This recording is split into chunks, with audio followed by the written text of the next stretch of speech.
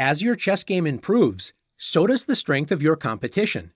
When your opponent is no longer dropping material or falling for easy traps, it's not so easy to win. In order to break down your opponent's defenses, you need your pieces to work together to rip open lines, create weaknesses, and break through together as a team. One of the best attacking strategies is the battery.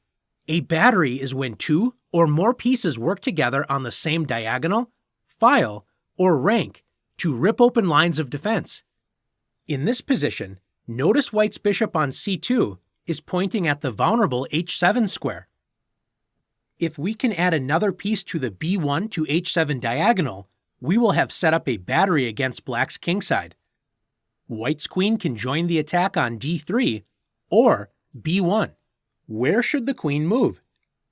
Let's try setting up a battery behind the bishop first with queen to b1. The queen-bishop battery is now threatening to open up lines around Black's king and gain a pawn with bishop takes h7 check. After knight to f6, Black defends against the battery and improves the position of the knight. White can attack the defender with bishop to g5. But Black calmly plays h6, attacking the bishop and removing the pawn from the vulnerable h7 square. White can remove the guard with bishop takes f6 and bishop takes f6. And even though White can play bishop h7 check, Black can simply play king to h8. White has gained nothing from having the queen behind the bishop in the queen-bishop battery, and notice White's rook on a1 is now stuck in the corner because the queen is in its way. Let's take a look at this position again. Let's try putting the queen in front of the bishop, a far more effective battery. After queen to d3, White develops the queen, connects the rooks on the back rank, and most importantly, threatens checkmate on h7. If Black defends in the same way with knight f6, White can play bishop to g5. Black's kingside is under serious pressure. Black's best move is to play the weakening g6, preventing checkmate but creating weak squares around the Black king that can be targets for attack. If Black tries to defend in the same way when the queen was behind the bishop with h6, Black's position collapses after bishop takes f6, removing the defender. White at least wins a piece because after bishop takes f6, the queen-bishop battery crashes through with queen h7. Checkmate. Let's take a look at another position.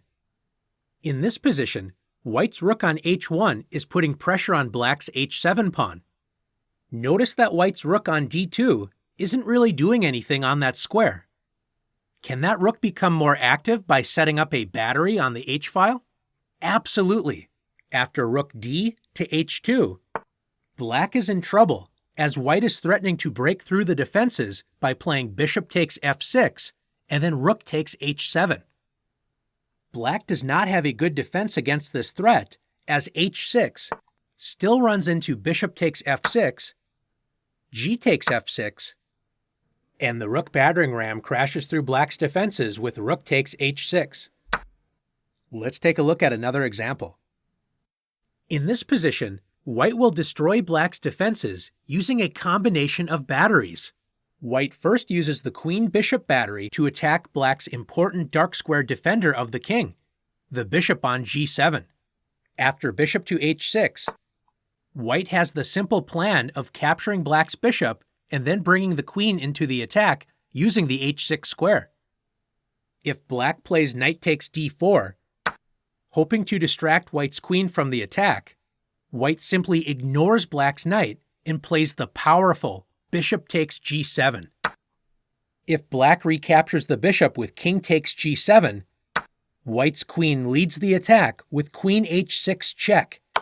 And after king g8, White attacks the guard of the h7 square, the knight, with g5. If Black tries to break up the queen-rook battery with knight h5, White rips open Black's kingside defenses with the sacrifice rook takes h5. And after g takes h5, can you see how White can break through Black's defenses? Now that the g6 square has been opened, White pushes forward with g6. White threatens checkmate on h7, and notice that the f7 pawn is pinned by White's bishop. After h takes g6, White finishes the attack with queen takes g6 check, taking advantage of the pinned f7 pawn. After king h8, queen takes h5 check, king g7, queen g5 check, Black is forced to the h-file. After king h7, rook h1 check, and bishop h3. White wins the game with rook takes h3. Checkmate. If Black doesn't capture the dark squared bishop and captures another piece with knight takes b3, White's kingside attack is unstoppable after queen h6. White threatens bishop takes f6, when the queen-rook battery destroys Black's defenses. Let's explore one more idea together. One of the most dangerous batteries is the queen and 2-rook battery. There are several ways to arrange this battery. Which setup is best? It depends on the position, but in general, the queen is not a great piece to lead the battery if a sacrifice is necessary.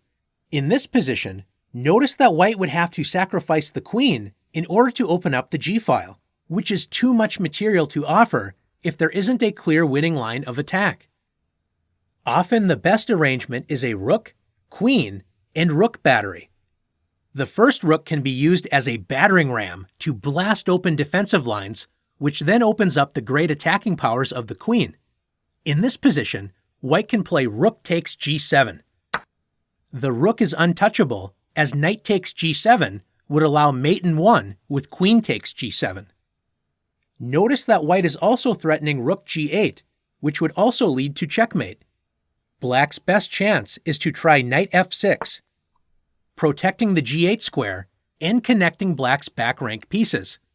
Unfortunately for Black, the battering ram strikes again with rook takes h7 check. And no matter if Black captures with the king or the knight, let's use the knight with knight takes h7, White ends the game immediately with queen g7 checkmate. The third queen and 2-rook battery possibility is having the 2 rooks in front with the queen supporting from behind.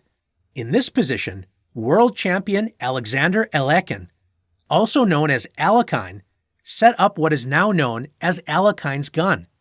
2 rooks leading the attack, with the queen supporting the battery from behind. White has a lot of pressure on the c-file against Black's pinned knight on c6. White plays the strange-looking rook to c3. Why would White play this move? We'll soon see. After queen to d7, Alekhine's opponent, Grandmaster Aaron Nimzowitsch, may have felt confident that he had enough defensive resources to keep his position safe.